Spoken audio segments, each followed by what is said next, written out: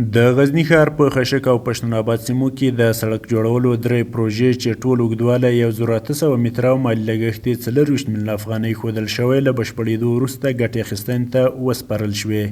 چارواکي وایي د دغو پروژو په لړ کې سړکونه کنکریټ شوي او د اوبو ویالې رغول شوي چې په خبره یې په ورځني ژوند کې به د پام وړ اسانتیاوې رامنځته کړي.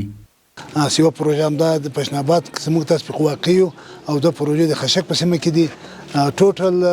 ټول مجموعاً درې پروژې دي او 1800 متره تقریبا د دې سړک اوږدوالی وو او 40 میلیون افغانۍ مصارف وو او په هر پروژه کې د ورځې 100 نفرو کارګرانو دلته کار کوي. په ورته حال کې د سیمې خلک خوښ دي، وایي راتلونکي ته د دې او ښار نورو سیمو ته هم ورته پاملرنه وشي. مخکې خو په دې پښتون آباد کې باور وکړه دومره تکلیف وي خو به داسې و چې دا سړکونو دا کوڅې ټولې خام وي، خلکو به واورې لارو ته راچولې، سړکونه خام وو، خټې به وي، حتی چې کور چې به چا خپل موټر نه سوی راایستلی، موټر به د په کور کې ولاړ و، عمومي سړک ته به کلي ته بل موټر راووس، بیا به د مریضان یو مشکل پیل کول.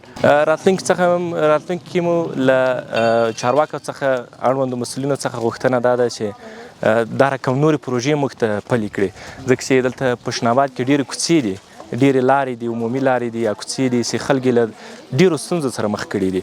پښتون آباد او خشک د غزني ښار هغه سیمې دي چې له کلونو راهیسې له بنسټیزو ښاري خدمتونو بې برخې پاتې وي.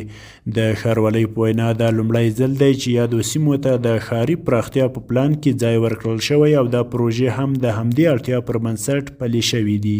محمد عارف لیوال، امید راډیو، غزني.